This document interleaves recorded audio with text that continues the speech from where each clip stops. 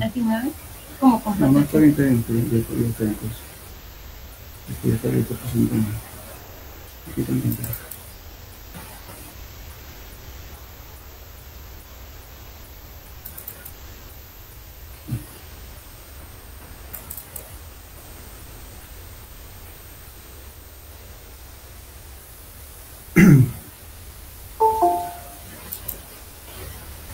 A ver, a ver. Hola, hola, ¿me escuchan? Buenas tardes, ingeniero, ¿se escucha? ¿Se ve la imagen? ¿Se ve su diapositiva, ingeniero? Ah, ya, gracias.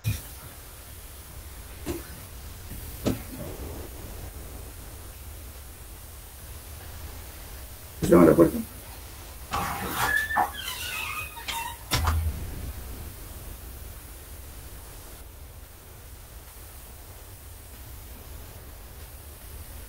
Bueno, estábamos ahora en el método de sistema FA.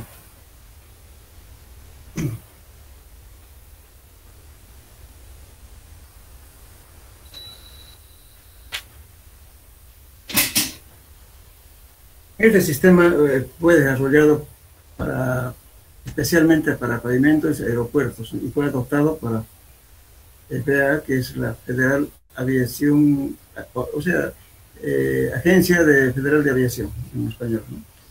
Ya, originalmente, como les decía anteriormente, ¿no es cierto?, la aeronáutica civil, que era CAA, en el 1944, utilizaban la malla número 10, 40 y 270. Sin embargo, ahora utilizamos la malla número 10, 40 y 200 y además sus propiedades plásticas. Entonces, en el sistema FAA clasifica los suelos desde el E1 hasta el E13. Ahora, los grupos de E1 a E4 son suelos regulares de baja plasticidad con más del 35% que pasa la malla 200. Es igual en el sistema ASTO, 35 a 35. Y hasta un máximo de 45 que tiene la malla número 4. Y los suelos E5 hasta el E12 son principalmente suelos finos, de grano fino, con más del 35% que pasa la malla 200. Bien, entonces lógicamente que el suelo clasifica en realidad hasta el E13, pero sin embargo nosotros vamos a usar solamente el E12, porque el E13 es turba o material vegetal, especialmente para usar más que todo en abono. Equivale a un solo A8 del sistema ASTO. En el A8 tampoco en ASTO no lo usamos. Bien, entonces, para poder utilizar, además de eso, ¿no?, este sistema facilita la clasificación utilizando un abaco que enseguida vamos a ver. Y también depende, ¿no es cierto?, el grupo que se clasifique, por ejemplo, tomando en cuenta el pavimento rígido, o también pavimento concreto, flexible, que es asfalto, y también califica, ¿no es cierto?, los suelos como para la subrasante. Y también toma en cuenta las condiciones de drenaje pobre o buen drenaje, o también el potencial de heladas. Se considera helada, sin helada o helada severa. Seguimos de la tabla. Bien, entonces, la tabla, por ejemplo, cuando decimos F y R, que va a estar acá, fíjense en la figura que tienen, señala flexible, R es rígido. FA, condición, y RA, clasificación de la ayudasante para E1 y E2, que no requieren de una capa base separada de pavimento. O sea, este es un suelo muy bueno cuando dice FA-RA, es directamente una capa base. Es un excelente terreno. Y entonces, cuando nos da esta calificación de FA-RA, que está generalmente en el grupo E1 y E2, entonces podemos usar como material de capa base sin mezclar ni colocar la subrasante. Después tenemos ya, entonces, por ejemplo, dice, a medida que el número de la subrasante aumenta, así como F1 a F2 o RB a RD, entonces el espesor de la estructura del pavimento también aumenta. ¿Por qué? Porque la calidad del suelo es mala. En términos de drenaje, dice aquí estamos en este cuadro C13, implica que el suelo subyacente, o sea, el suelo subyacente quiere decir el suelo que está debajo de la superficie del pavimento, no retiene agua un suelo granular y de drenaje libre. Y la designación sin helada indica que la condición climática y geográfica es tal que la profundidad de la penetración del hielo no es mayor que la capa de rodura del pavimento. Si el hielo, digamos, en el pavimento, perdón, en el suelo, es mayor que el espesor de la capa de rodadura, entonces se dice helada severa. Si el congelamiento del suelo es en un espesor menor que la capa de rodadura, entonces se considera sin helada. Bien, lamentable aquí no se ve el diagrama, ustedes lo tienen, ¿no es cierto? Pueden verlo, ¿verdad? El diagrama que les envié con el auxiliar. ¿Pues tienen claro estos signos? Hola.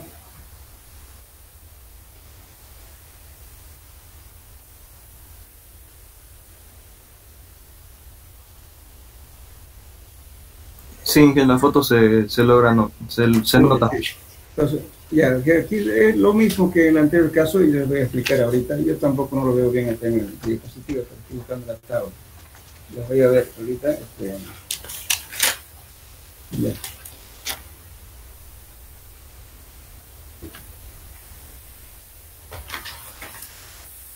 Bueno, fíjense esta figura, la figura 13 que está, ya, les mandé a ustedes. Desde el E1 hasta el E5 son suelos granulares. Entonces me está diciendo aquí, fíjense, en este caso ya no la clasificación de suelos se utiliza de arriba para abajo.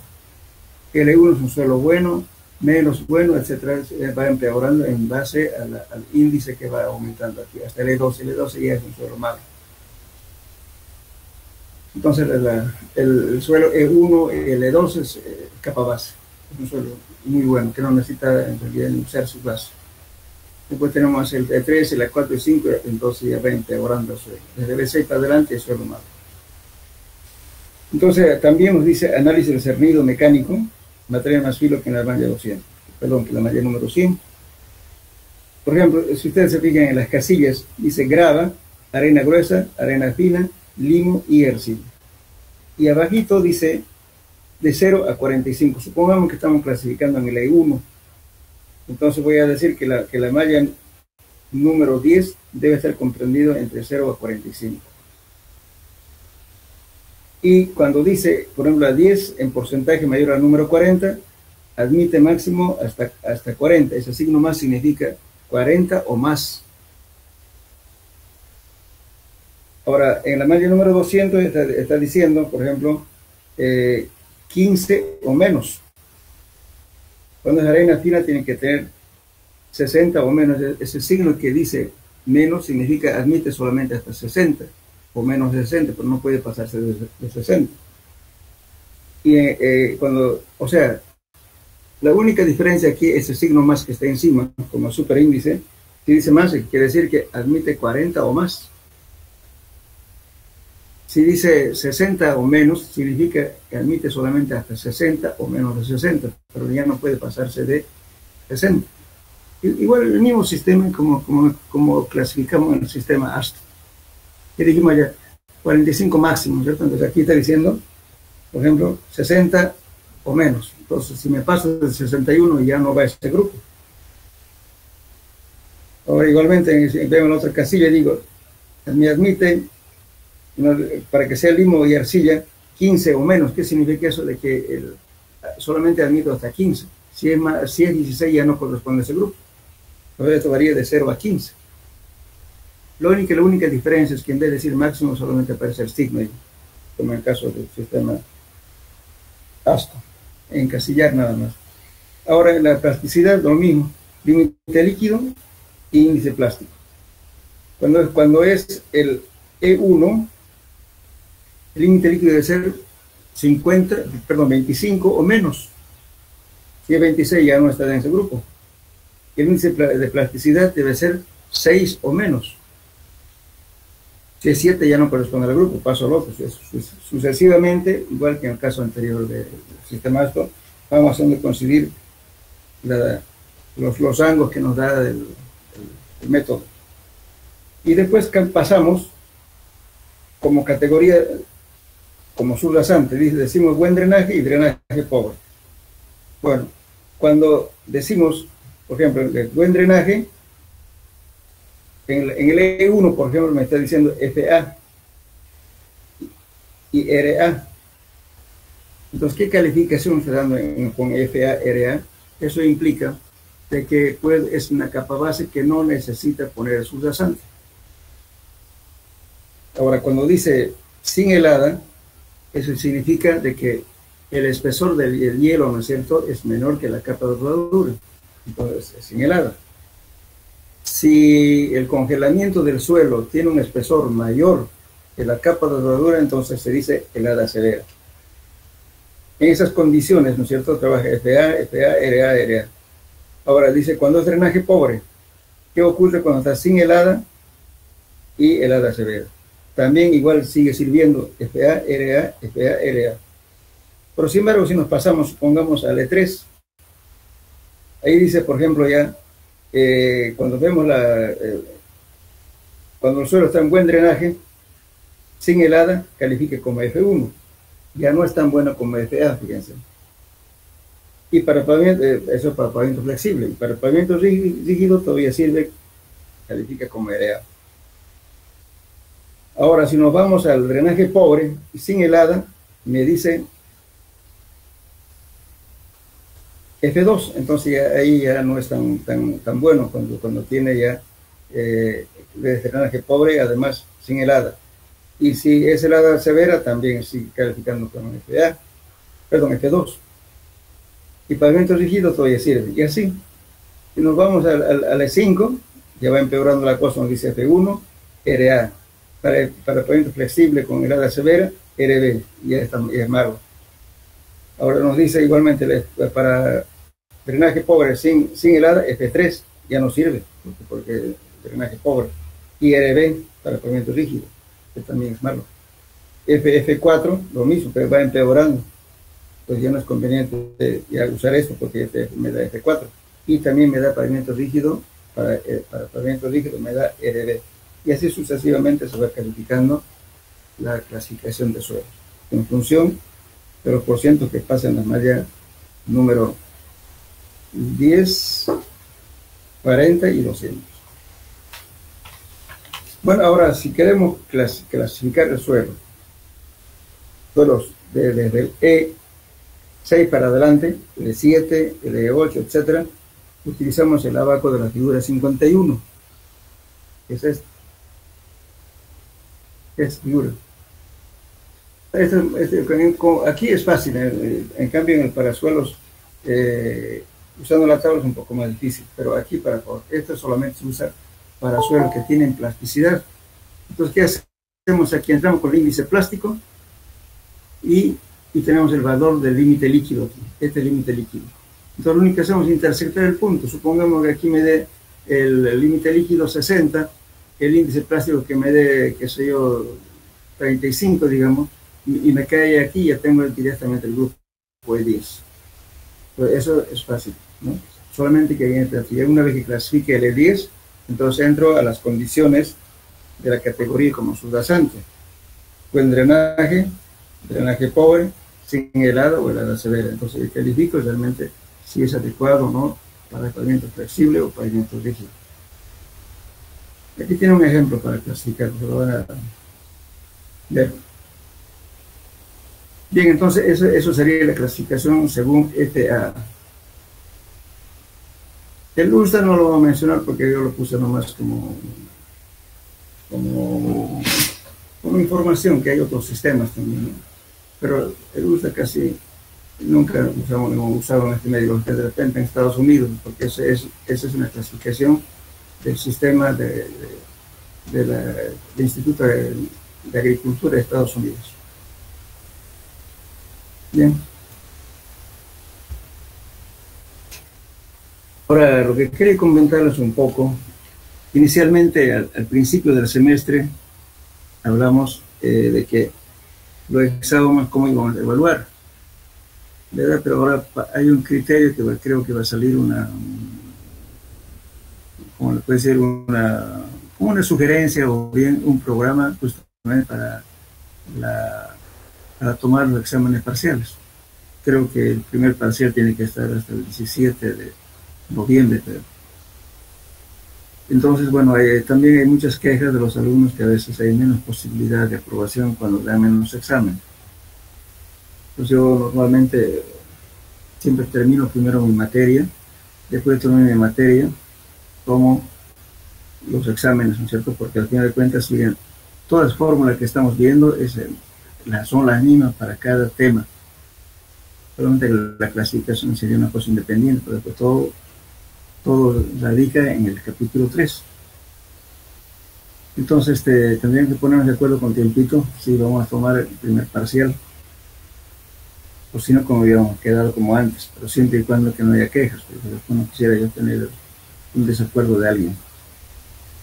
Pero recién va a dar información, justamente hoy se trató eso en el examen, ¿cómo es? En la reunión de consejo de carrera. ¿Qué dicen ustedes? ¿Quieren tomar unos dos parciales o quieren como habíamos quedado al inicio?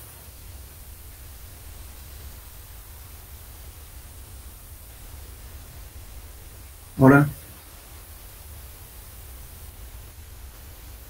pero no va a haber quejas. Sí, como un inicio nomás. No quisiera yo llegar a un desacuerdo que alguien haya, por este sistema es mucho más fácil eso, la evaluación, porque al final toda la presentación que hacen ustedes corresponde al primer parcial. Y al final les voy a hacer las preguntas que va a equivaler al segundo parcial y va a equivaler también al final. Pero ahí les voy a dar una tarea que van a hacer ustedes y las preguntas teóricas que se va a hacer por orden alfabético a todos los alumnos. Esa es la evaluación. Y por supuesto también se va a evaluar todas las tareas que han hecho, la parte de, digamos, de las investigaciones que están haciendo complementarias a cada tema. Bueno, eso hacemos, pero en otras materias parece que quieren que se tomen siempre dos parciales, no sé. Por eso les preguntaba si están de acuerdo, quedamos como al inicio o cambiamos. No, al inicio no hay enero. Ya, bueno, entonces, no hay reclamos. Ingeniero. Sí. ¿Cómo está, ingeniero? Buenas tardes. Buenas tardes. Una consulta. Bueno, yo adicioné la materia luego de las primeras clases, entonces como que no estoy muy al tanto del sistema de evaluación que me imagino que usted mencionó al principio de la primera clase, ¿no?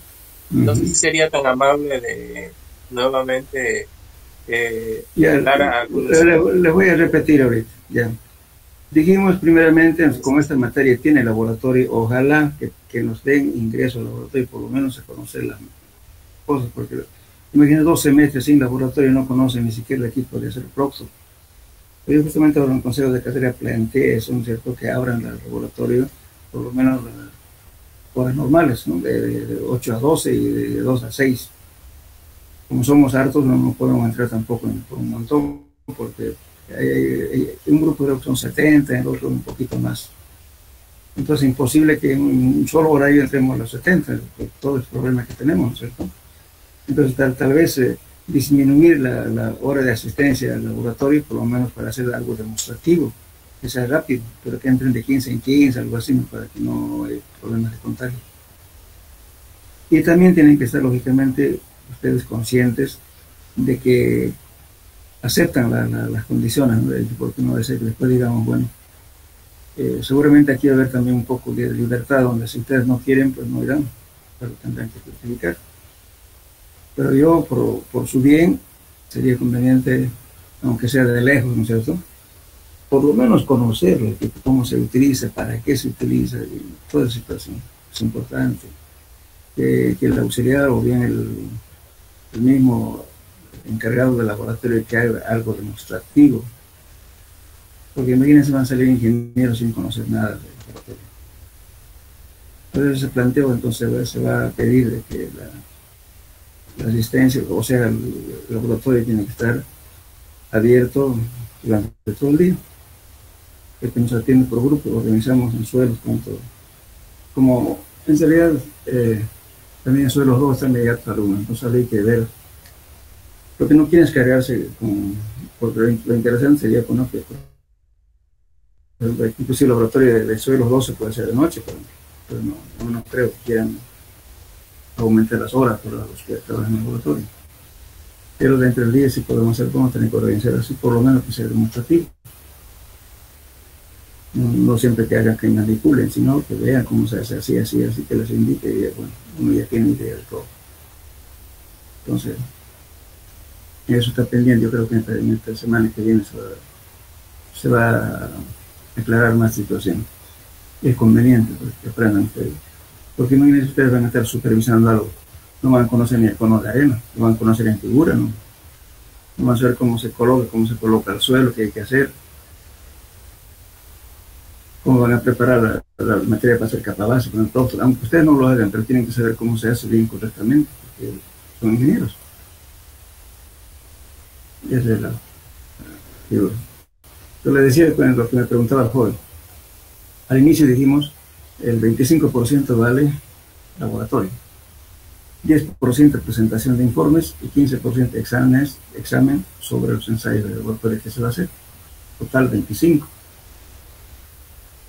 Y luego, los parciales, ¿cómo lo vamos a evaluar? Dijimos, ¿no es cierto?, que todas las preguntas están haciéndose por cada tema como cuestionario, ustedes van a ir contestando, porque hay preguntas que van a ir respondiendo, todo avanzado, y también adjuntan las preguntas que se hacen como investigación o como complementación al tema. Y también inicialmente ya dimos 3 prácticos, a tener lo que tienen que adjuntar en los primeros informes. Entonces, cosa que yo voy a ir corrigiendo esto, ¿no es cierto? Y al final, toda la participación que han tenido ustedes como alumnos, lógicamente, mucho vale también, no estoy pidiendo un lujo de presentación, pero que sea como profesionales, ya que ya están en sexto semestre. Una cosa bien prolija, con todos los datos correspondientes, ¿no es cierto? El nombre de la universidad, la carrera, la facultad, su registro, nombre completo, el grupo, la fecha y el tema que están desarrollando. Todos tienen que hacerlo bien, porque no se olviden que el ingeniero cuando trabaja en el campo es con un libro de órdenes e informes. Acostumbran a escribir.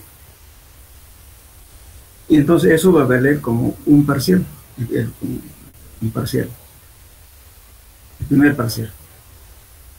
Y después se va a hacer preguntas de lo que hemos avanzado, algunos ejercicios y una evaluación digamos, de preguntas orales por este medio, y eso equivale al segundo parcial y al examen final.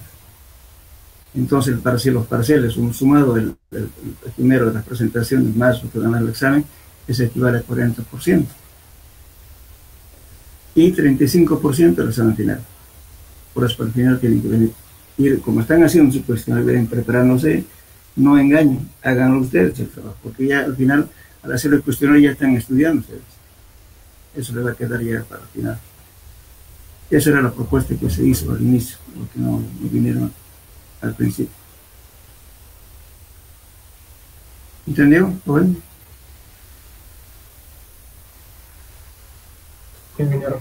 Ya, entonces esa es las condiciones. ¿Ya? Bien, entonces continuamos con nuestro tema. Bien. Bueno, ahora vamos a entrar a fenómenos capilares, que es un tema bastante importante. Vamos a hablar de capilaridad. Inicialmente este tema, bueno, seguramente vamos a avanzar un poquito, después le voy a decir para qué nos sirven estos temas. Porque sabemos dónde es capilaridad, pero para qué sirve. Bien.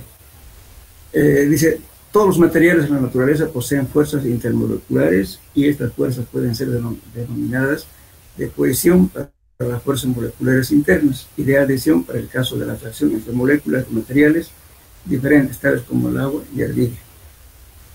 No solamente el vidrio, también el suelo. Imagínense, a ver, ¿por qué? Vamos a hacer una experiencia. Si ustedes tienen agua, le echan al suelo, ¿qué ocurre? El agua lo moja el suelo, ¿verdad? Al momento, ¿no es cierto? ¿Por qué? Porque las fuerzas de adhesión son grandes. y la fuerza de cohesión son nulos, y por tanto el agua moja a cualquier superficie que toca. Ahora sí he hecho yo mercurio al suelo, conocen mercurio, ¿verdad? El Hg, creo que todo el mundo conoce mercurio. Bueno, agarro mercurio, ¿no es cierto?, lo tiro al suelo, ¿qué va a pasar? Se va a esparcir, pero no moja nada, porque va a haber partículas totalmente esféricas, ¿verdad? Entonces, ¿eso qué ocurre? ¿Por qué ocurre eso? ¿Por qué? Porque las fuerzas internas moleculares de la fuerza de cohesión son bien grandes, entonces por tanto no se separan. Hace una esfera perfecta y no moja la superficie. Entonces son dos cosas diferentes en la naturaleza. El agua es uno de los materiales que moja cualquier material que toca. Y justamente ese fenómeno es que nos da lo que se llama la capilaridad. Aquí podemos decir, ejemplo, el mercurio, por la fuerza de cohesión grande, solo moja un número limitado de materiales, muy raros, ¿no es cierto? En cambio, el agua, por la fuerza de cohesión pequeña, mojará casi todos los materiales que toque, ya que las fuerzas de adhesión son grandes. Este fenómeno da como resultado la capilaridad. ¿Y la capilaridad qué es? Es la ascensión del agua, hacia arriba, venciendo la fuerza gravitatoria por los intersticios que quedan en los suelos. ¿Qué son intersticios? Son tubos capilares, ¿no es cierto?, que están formando en un suelo al unirse los sólidos. Pero como no están totalmente, siempre hay vacíos en el suelo, entonces es como una infinita cantidad de tubos capilares, y el agua asciende a una cierta altura. Eso se llama capilaridad. Entonces, la atracción molecular que existe entre el agua y el sólido. Cuanto más sea fino el suelo, la ascensión es mayor. Entonces, vence inclusive la fuerza gravitatoria, por eso va subiendo solo. En cambio, en las arenas eso no ocurre. Eso ocurre en las arcillas. En la arena, que realmente queda en el mismo nivel, va a humedecer muy poco, una pequeña altura, nada más. Pero en arcillas, el efecto capilar se puede dar inclusive a una altura mayor a 30 metros. El efecto capilar. Bien. Entonces, fuerzas de cohesión, fuerzas moleculares internas grandes. Fuerza de adhesión, atracción entre moléculas de materiales diferentes, agua, vidrio y...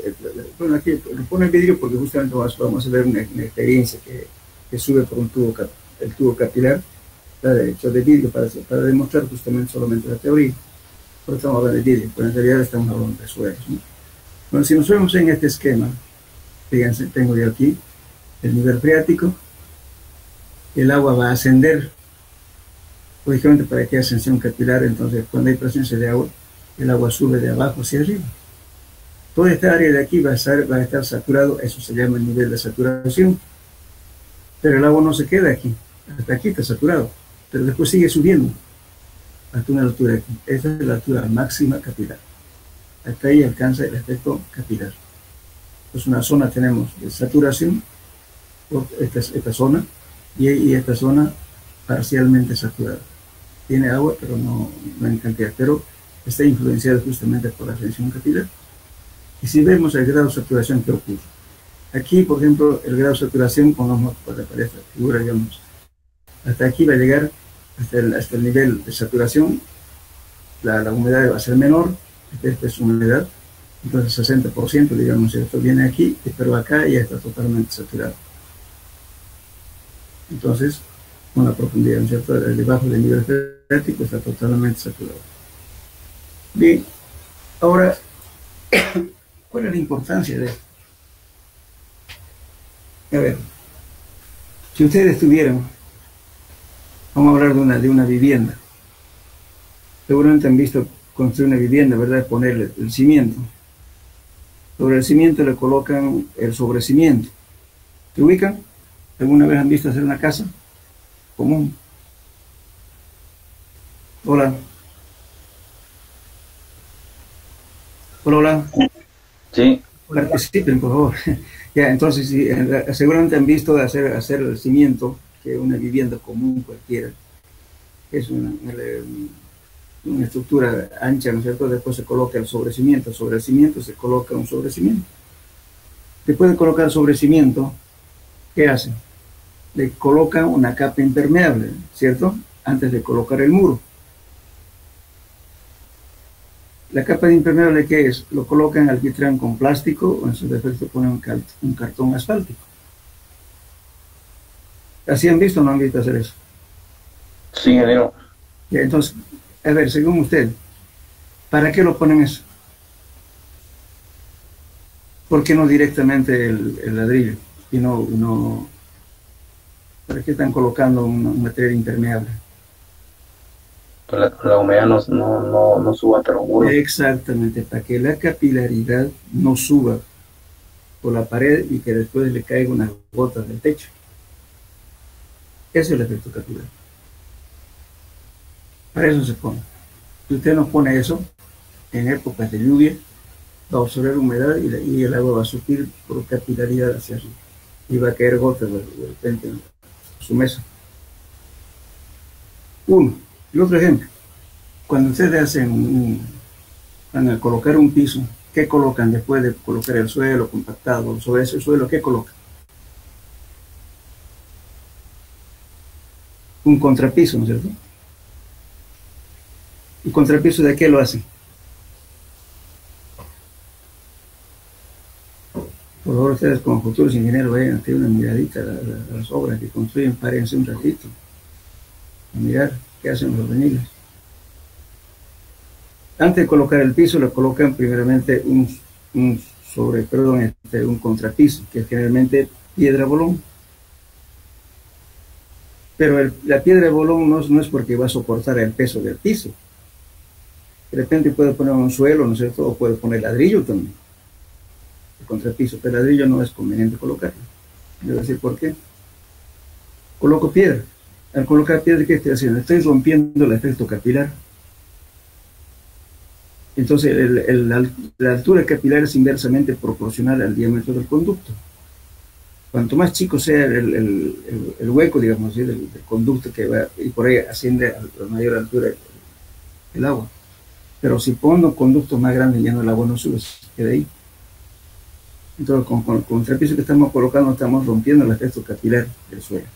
Cuando llueve, todo se satura debajo en el suelo y por ahí puede ascender por capilaridad el agua y sale por el piso.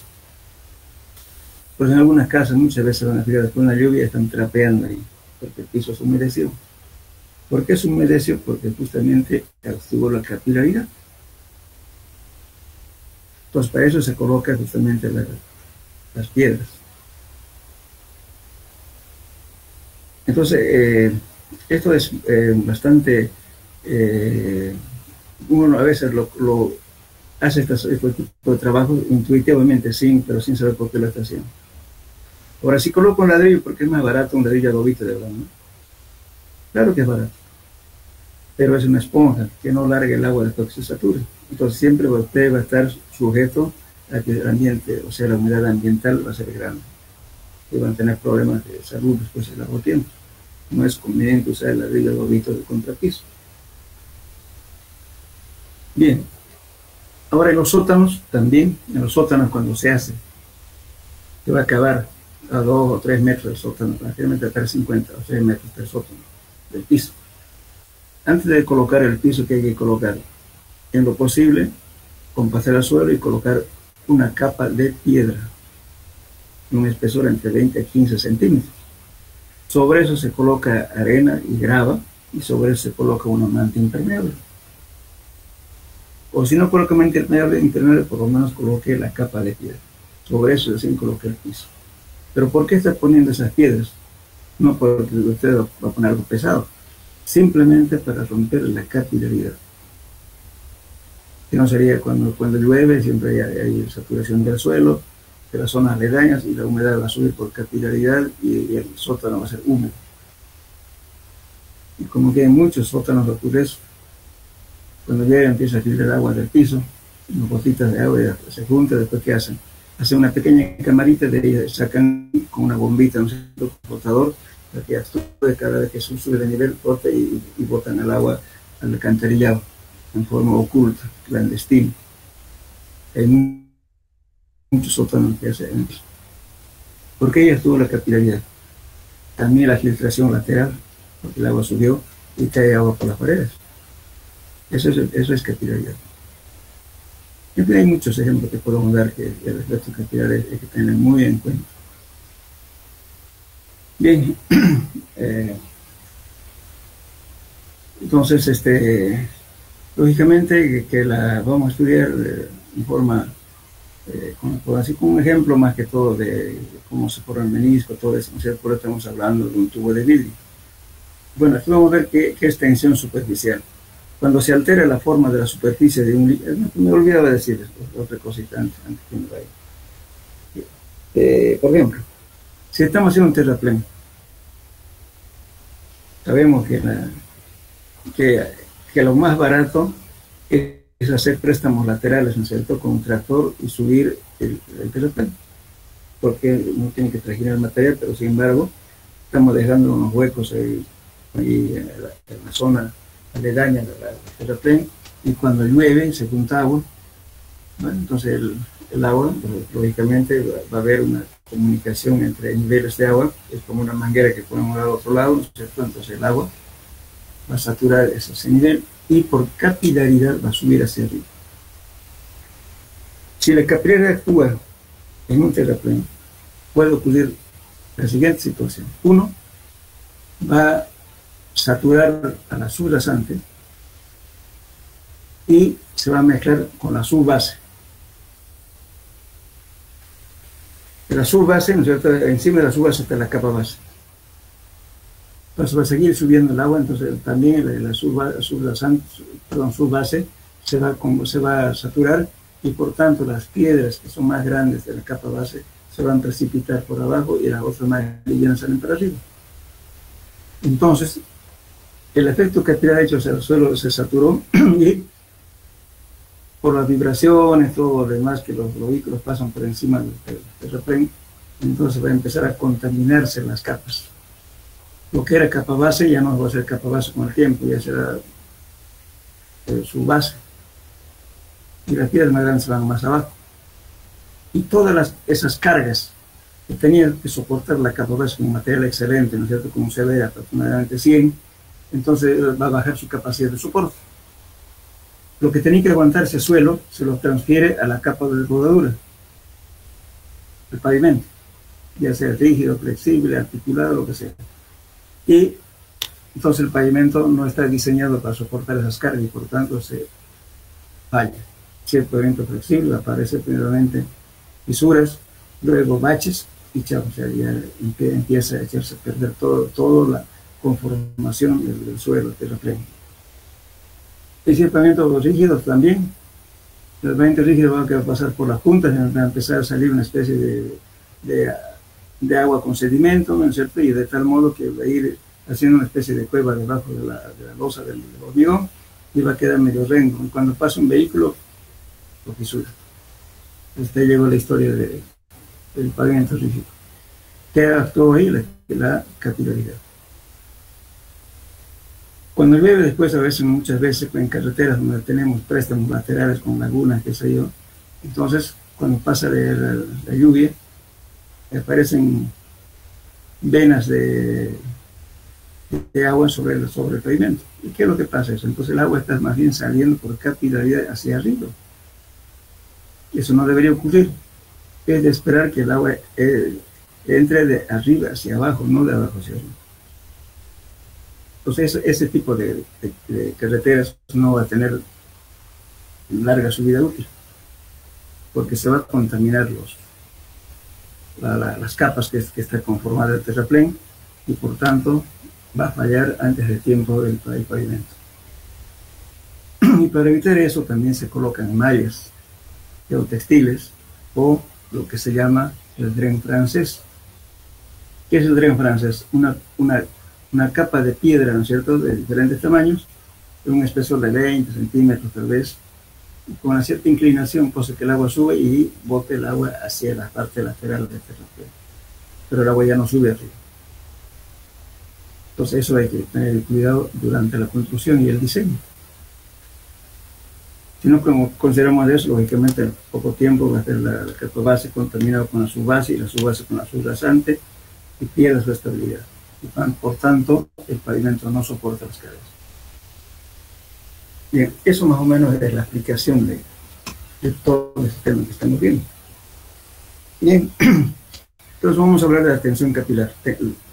La tensión superficial, cuando se altera la forma de la superficie de un líquido de manera que el área aumente, es preciso realizar para ello un trabajo. Este se recupera cuando la superficie en cuestión resulta capaz de almacenar energía potencial, porque la energía cinética es cero. Y como las velocidades son muy bajas, entonces la energía cinética se considera cero. Ya la humedad en los suelos y en las rocas porosas se pueden presentar en dos formas: como película de agua absorbida.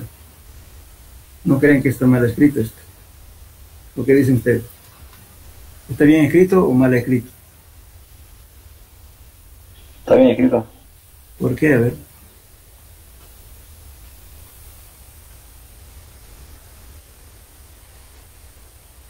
¿Está bien escrito así, absorbido o absorbido?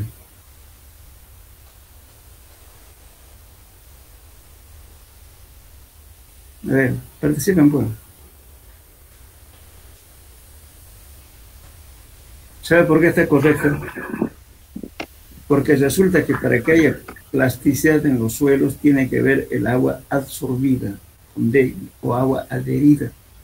Que dijimos, ¿no es cierto?, que molecularmente se atraen entre carga positiva y negativa entre la partícula de agua y la partícula sólida. Por eso hay plasticidad. Es agua absorbida. Agua absorbida es lo que está adentro, pero agua absorbida rodea la partícula. Y eso le da plasticidad a los suelos. Porque no tiene los granulares no tienen agua absorbida. Por eso no tienen plasticidad. Ya, después, agua libre que ocupa total o parcialmente los poros vacíos entre granos. Si el agua ocupa la totalidad de los poros, se dice que la humedad tiene continuidad. Bien, bien, entonces, si nosotros vemos aquí un esquema, fíjense, son partículas más grandes, y en las partículas más grandes tenemos toda esta parte es agua, y tenemos también aire. Entonces, aire. Y los sólidos, pues. Entonces la conformación de un suelo tiene esta forma. Ahora, vamos a hablar aquí justamente qué es tensión superficial y tensión quiral.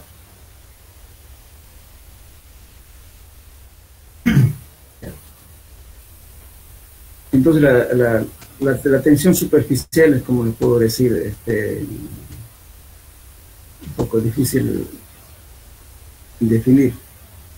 Vamos a ver aquí.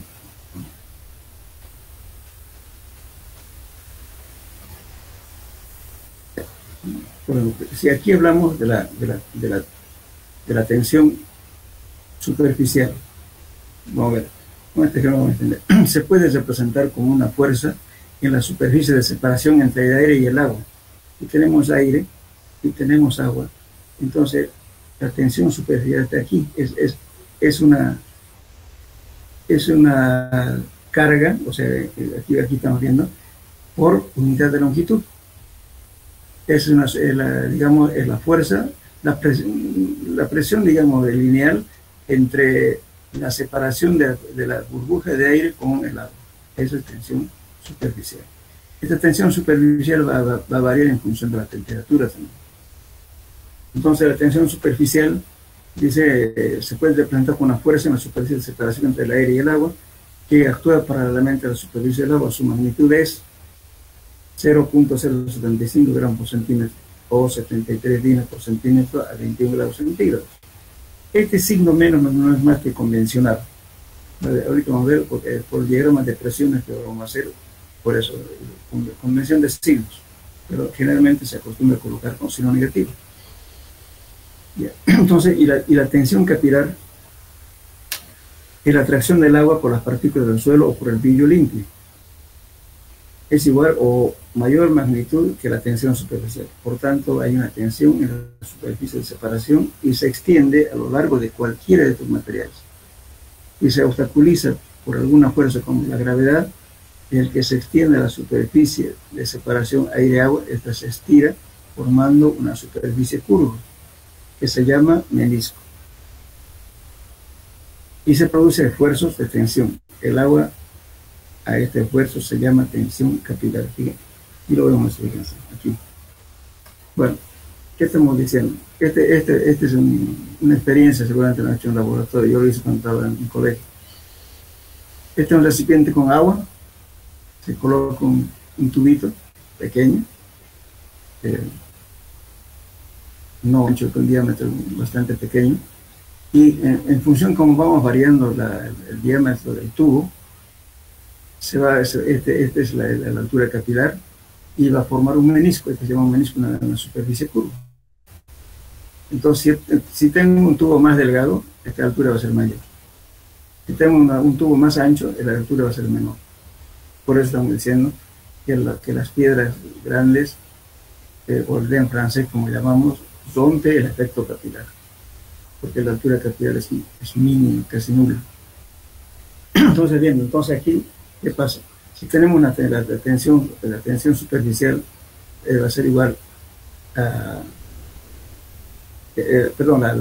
la tensión capilar del agua se va a desarrollar en el entorno de este cilindro.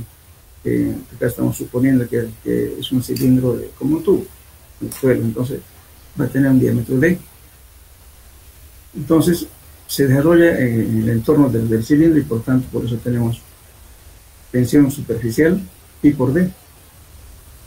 Entonces acá tenemos las fuerzas, que es F. Entonces en ambos lados, porque esto es simétrico, ¿no es cierto? Entonces F va a ser igual a que este valor T por coseno de alfa, este coseno de alfa de aquí. Este menisco puede variar, va a depender de la presión. Entonces la fuerza, empezando este valor fuerza, va a ser T sub 0 pi por D por coseno de alfa. Entonces, haciendo todo este desarrollo, vamos a llegar, por ejemplo, digamos que para calcular el esfuerzo capilar, ¿qué va a ser? Fuerza sobre área. Este es el esfuerzo capilar que llamamos U. Entonces, emplazando estos valores que hemos encontrado aquí, vamos a llegar a que U es igual a 4T sub 0 por coseno de alfa dividido entre el diámetro. Entonces, el diámetro es el diámetro del conducto. Por eso les decía yo que es inversamente proporcional al conducto. Muy bien. Entonces, ahora el radio, entonces puede haber tres casos. Uno, cuando el menisco sea una curva con un ángulo cualquiera, este ángulo de aquí alfa. Lo otro puede ser que sea totalmente la mitad de una esfera, y lo otro que sea plana, como si no estuviera actuando la gravedad. Esos tres casos vamos a ver. Aquí dice radio del menisco es relación entre tensión capilar y radio del menisco. En este caso consideramos el menisco como una esfera. Por consiguiente, el radio del menisco, si vemos aquí, la mitad de esto va a ser radio del menisco. Eso va a ser igual a la mitad del diámetro. Es como el radio de una esfera. Si es una esfera, si vemos la mitad, que va a ser la mitad del diámetro, ¿verdad? Si es una esfera. Entonces, por eso estamos hablando aquí del radio del menisco, va a ser la mitad del diámetro de la esfera. Entonces, sacando lógicamente, coseno de alfa, va a ser el radio del menisco, ya estamos viendo el radio del menisco, ¿no es cierto?, dividido entre D medios, la mitad de esto.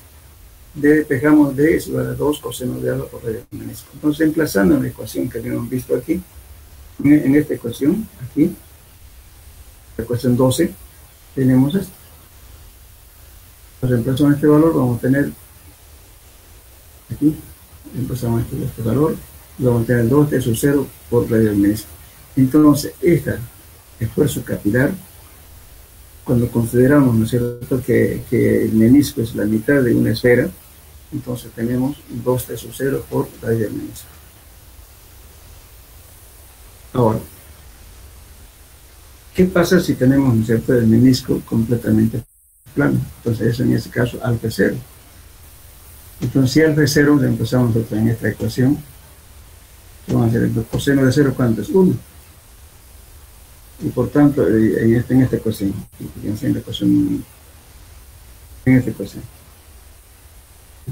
si es plano, entonces coseno de 0 va a ser 1.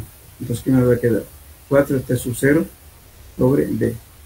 Entonces, en este caso va a ser el valor mayor del esfuerzo capilar, cuando consideremos que el menisco es totalmente plano. Y el otro caso que era cuando era para cualquier ángulo. Entonces tenemos 3 casos. Uno, para un ángulo cualquiera. Otro, cuando es la mitad de una esfera. Y el otro, cuando es totalmente plano. Ahí calculamos el esfuerzo capilar máximo. ¿Sí? Pero, ¿qué pasa con esto? ¿Cierto? Entonces lo que tenemos que volcar esto a lo que en realidad estamos viendo una experiencia en un recipiente con agua y un tubo. Estamos sacando estas conclusiones. Pero esto mismo vamos a volcar lo que pasa en los suelos. Si la masa del suelo está saturada e inundada, la tensión capilar se reduce a 0 y la humedad es continua. A ver, en este caso, si estamos diciendo, ¿en qué caso la tensión capilar va a ser máxima? Aquí estamos diciendo cuando el suelo está saturado e inundada, esa tensión es 0. ¿Y cuándo será máxima? Cuando está parcialmente saturado. Pues fíjense ustedes, ¿por qué estamos hablando de eso? Si ustedes van a la playa, si la arena está seca, no van a poder ver fútbol. Si está parcialmente saturada, o sea, no está totalmente inundada, ustedes pueden jugar fútbol. ¿Qué está ahí trabajando? Justamente la tensión capilar. Y si ya lo inundo, lo lleno de agua, tampoco van a poder coser, ¿verdad? Porque ya está con agua. Entonces, en ese caso, la tensión capilar es nulo. No se puede jugar nada. Bien. Entonces, es lo que estamos viendo aquí. Aquí por ejemplo, estamos diciendo, ¿no es cierto?, que esta tensión capilar, o en la delta 1, peso específico del agua, multiplicado por un delta Z cualquiera. Z es positivo hacia abajo, por eso justamente viene la convención de signo, por el signo iba a ser negativo, pero en otras formas se utiliza como positivo. Ya, entonces, aquí, estamos viendo aquí, estamos ya haciendo lo que ocurre en el suelo. Entonces acá tenemos un tubo capilar, el suelo, en el cual aquí está el nivel de agua, y el agua ascendió hasta esta altura, eso se llama altura capilar, y forma un menisco.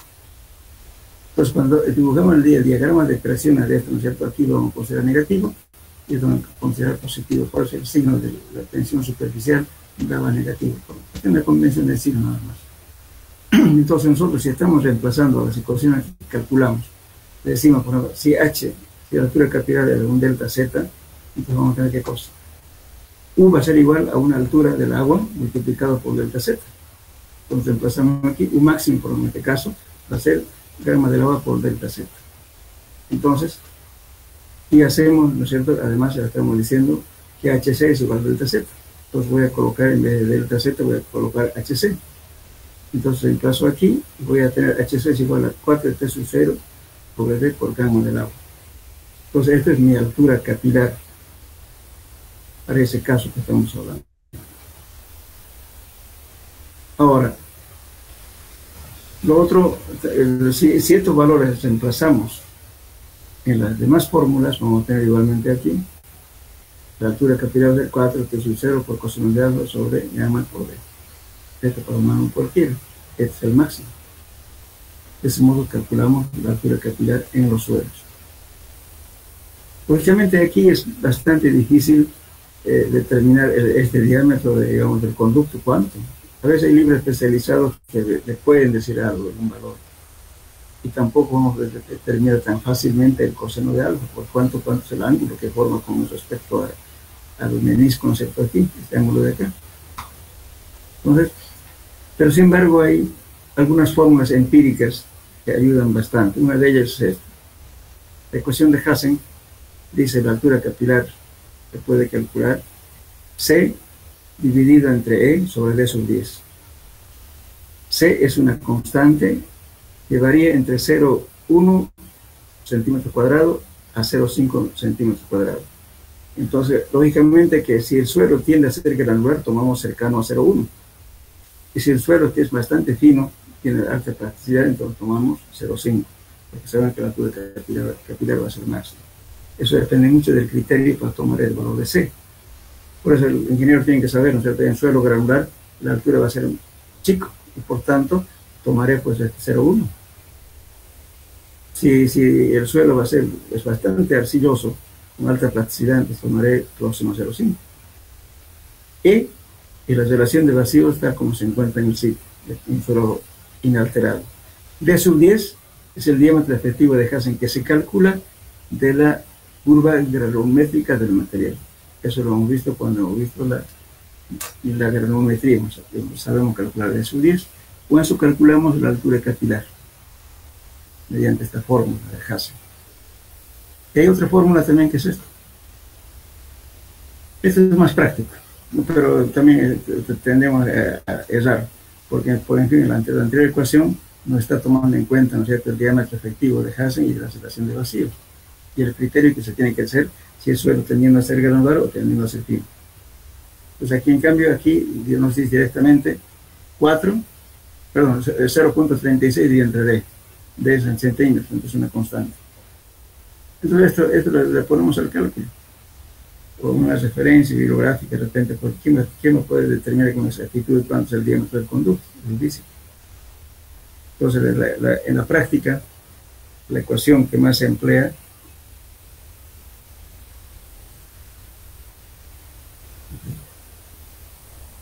es esta, HC.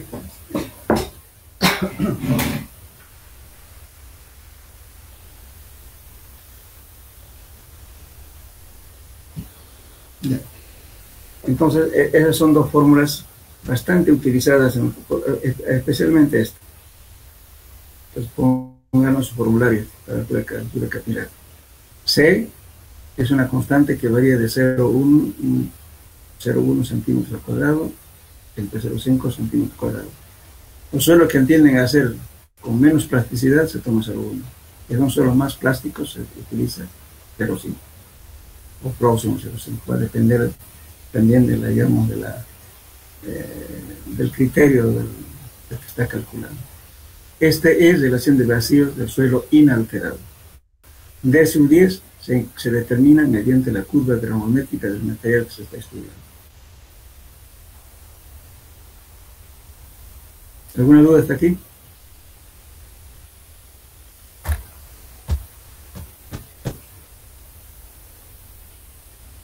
Bueno, resulta que esto, bueno, para complementar el tema.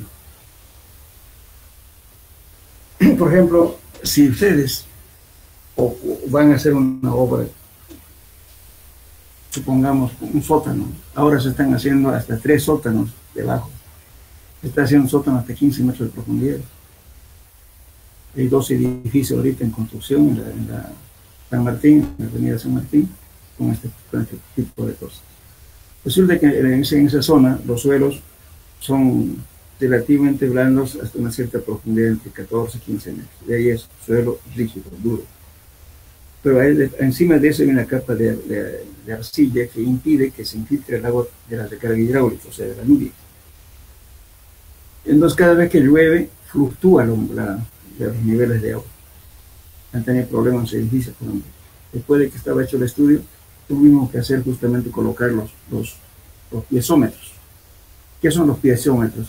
Se agujerean hasta donde uno cree que hay agua y se colocan filtros, ranuras, y la tapa de abajo se tapa la boca de abajo, y por tanto se va monitoreando, ¿no es cierto?, hasta dónde sube en diferentes épocas. Por eso, cuando se hace un edificio alto con excavación de ese tipo, se debe hacer un estudio previo para determinar la ascensión de los niveles de agua por capilaridad. Por eso se colocan los piezómetros. El piezómetro más conocido, ¿no?, es el colocar un tubo, es el método de Casagrande. Y hay otro método que ya vienen inclusive ya Claro, lógicamente los equipos son caros. Con computadora le ponen tal cosa y le están midiendo los niveles, la fluctuación de niveles, el tiempo, todo acoplado a una computadora. Eso le da los datos, la variación de niveles. Pero en 8 medio por lo menos hay que hacer colocarle un tubo que es más simple y pues uno ya tiene idea de cómo está subiendo el asunto. Les voy a dar una tarea de esto para que vean los tipos de piezómetros que hay. A veces, ¿por qué estoy hablando de eso? Porque muchos dicen tener problemas. Justamente cuando hacen estudio de suelos, por lo menos hay que indicar al ingeniero o al mismo perfil estratigráfico se coloca nivel freático a tal profundidad. Después de 24 horas tanto. Eso tiene que fijarse el ingeniero que está calculando. Porque hay gente que no lo ve, eso. Entonces después dice, cuando excavan, resulta que dice, bueno, me apareció agua, ustedes dijeron que el nivel freático estaba a 15 metros, me apareció a los 14. Bueno, ¿por qué no se fijó por abajito que dice que a las 24 horas estaba en 14?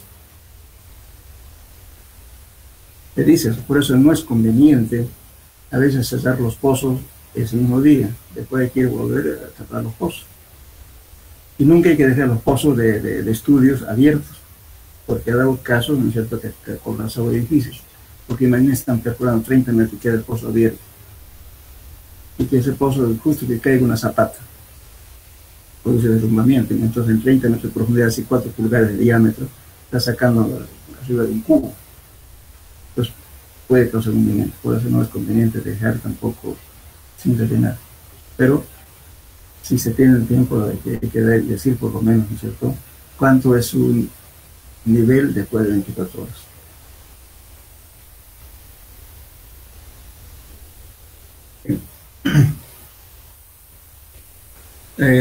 Bueno, aquí cuando nos toca hacer ejemplo vamos a hacer esto hoy. Factores que influyen en la capilaridad. La capilaridad es función de muchas variables. Influye la altura, la velocidad del movimiento capilar y están influidas por los siguientes factores. Uno, esta cosa viene aquí, por lo tanto, no se ha desmontado esta parte del ejemplo. Entonces dice, los factores que influyen en la capilaridad es función de muchas variables. La altura y la velocidad del movimiento capilar están influidos por los siguientes factores. 1. Tensión superficial del agua. Tiempo, temperatura, evaporación, contenido de humedad, densidad de su masa, tamaño de las partículas.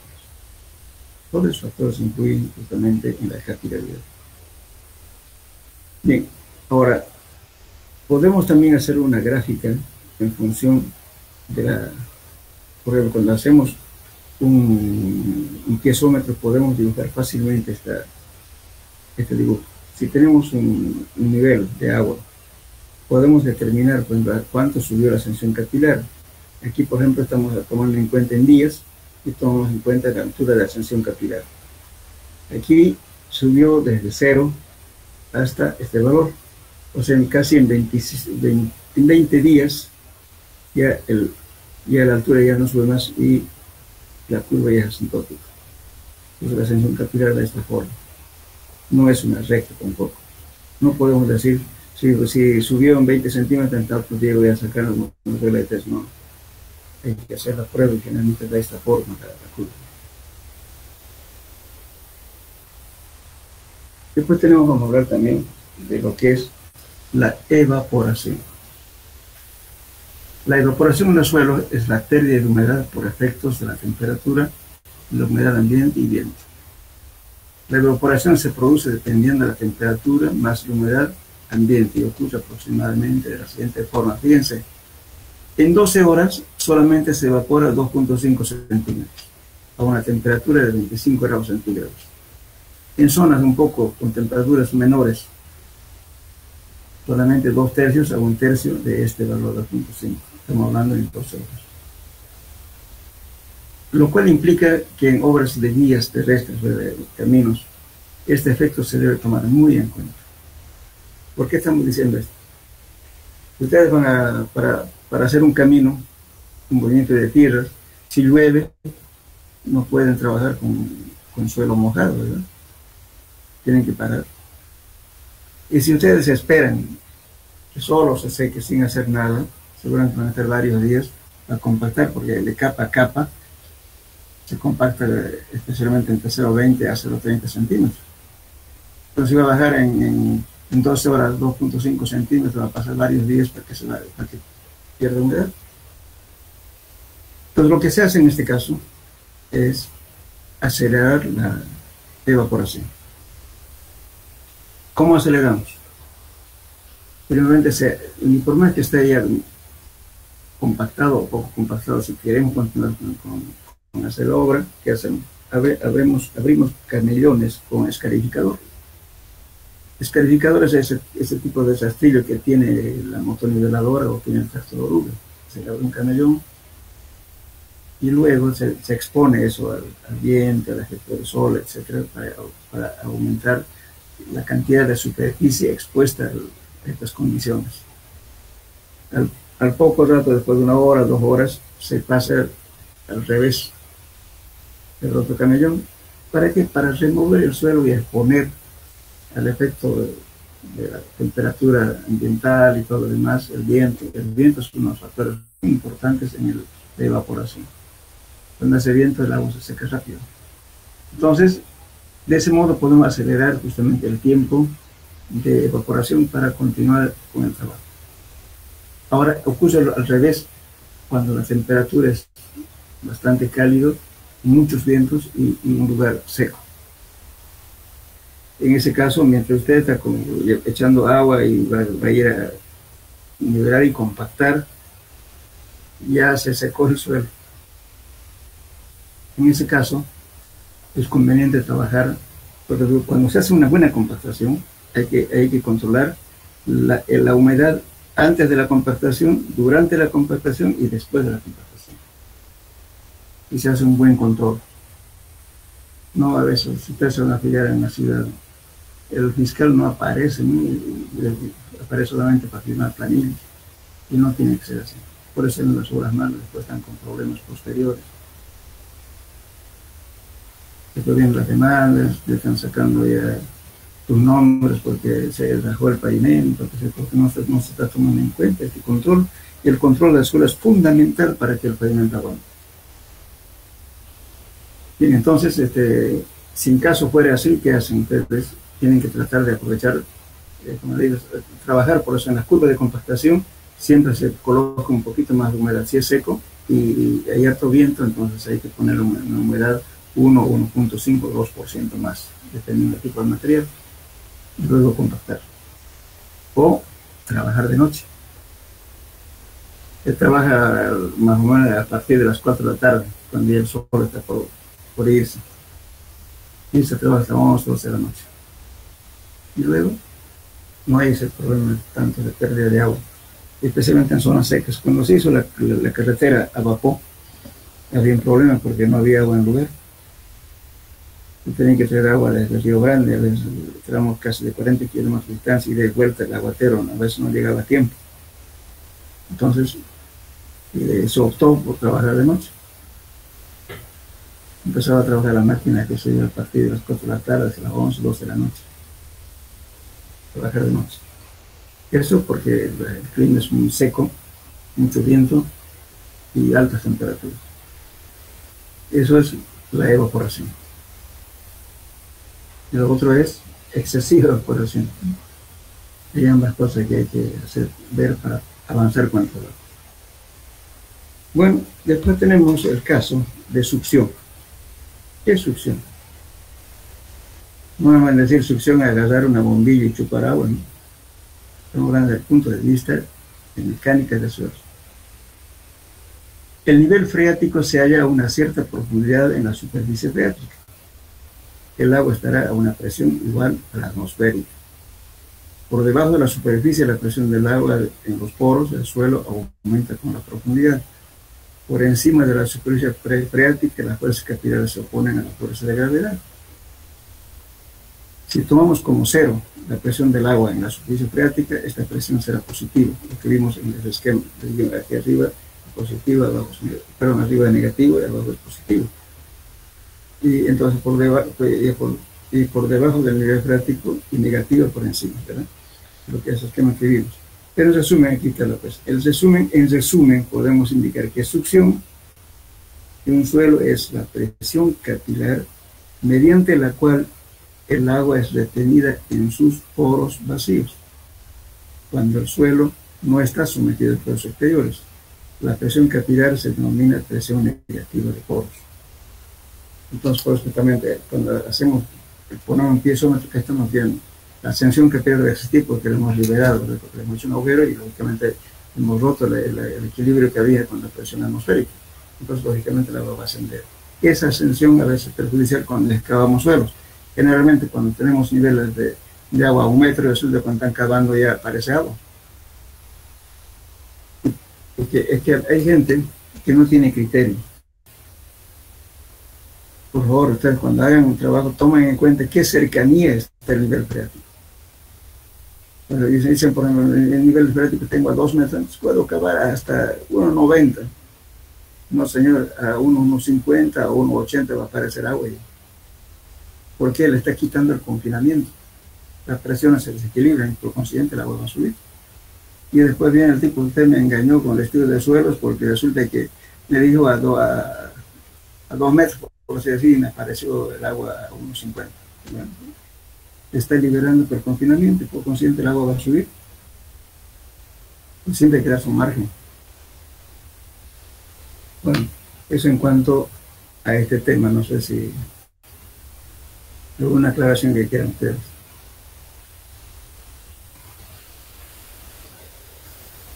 Hola.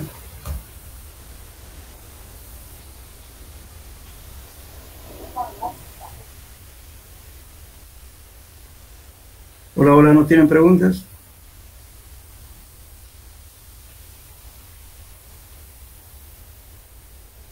Hola, ¿me escuchan? Sí, ingeniero. Sí, te escucho. ¿No hay preguntas?